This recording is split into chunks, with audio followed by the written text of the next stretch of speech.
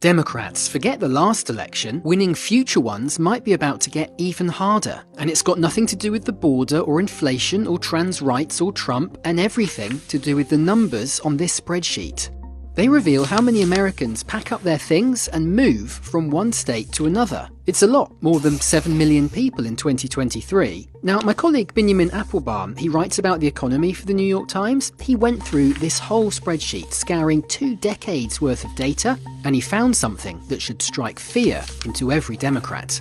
Millions of people have moved out of California, New York, Illinois, and other blue states, and they're moving to Texas, Florida, North Carolina, Georgia, and Arizona, red ones.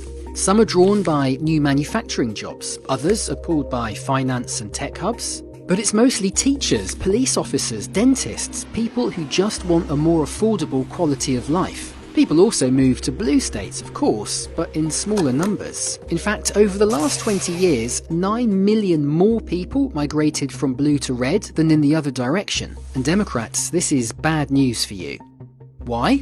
Because the size of a state's population determines how many electoral college votes it receives. The next national census takes place in 2030, and assuming the migration flows on this spreadsheet continue until then, look what happens. California loses 4 votes, New York loses 3, Illinois loses 2, and other blue states like Minnesota, Oregon, and Rhode Island all lose a vote.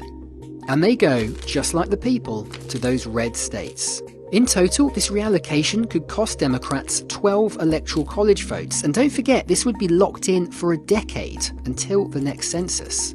So if your 2032 candidate wins exactly the same number of states as Kamala Harris just did, they won't get 226 votes, they'll only get 214. Democrats have been dreaming for decades that these population shifts would help turn red states purple.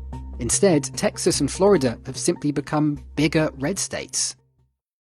Now look, a lot could change before the next census in 5 years, but blue states are going to have to change first.